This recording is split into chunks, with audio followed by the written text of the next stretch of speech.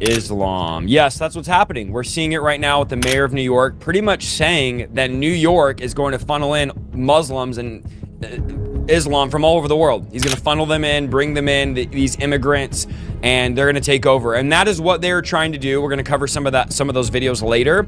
But before we do that, I just want to talk to you about the history of Islam if you don't know. For those that are confused, Islam is the religion and Muslims are the followers of that religion. I know there's a lot of confusion between what's the difference between Islam and Muslims. Muslims are followers of Islam. And I'm going to say here unapologetically, there is no room for this barbaric religion in the West. There's no room in anywhere in the world, there's no room for this. Because what their book, the Quran, teaches is barbaric. They teach to kill the unbelievers, to kill the infidels, to kill those that do not believe in what they teach. And this is taking over and we cannot let this happen. But let me give you the history first. Islam begins in Saudi Arabia in the 7th century under the teaching of Muhammad, whom Muslims believe was God's final prophet. The name of the religion again is Islam. People that follow are Muslims. The Muslims' God is Allah.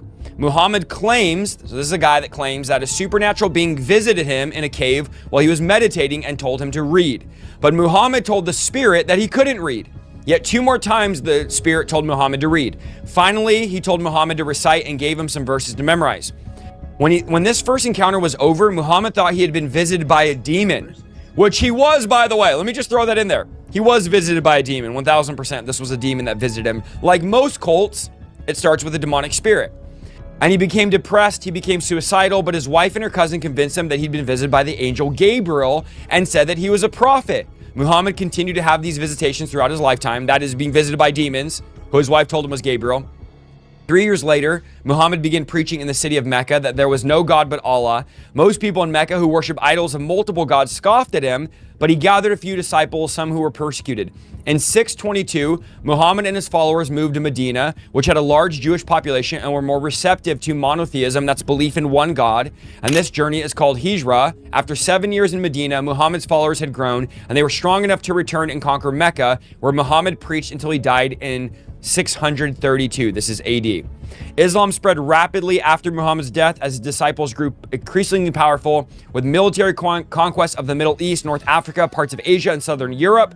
The people conquered by the Muslims had a choice: convert to Islam or pay a large fee. If they couldn't pay the fee, they were enslaved or executed. Islam became the dominant religion in most of the Middle East and North Africa. The Quran teaches that Muhammad was a man, not God, but he was God's last prophet.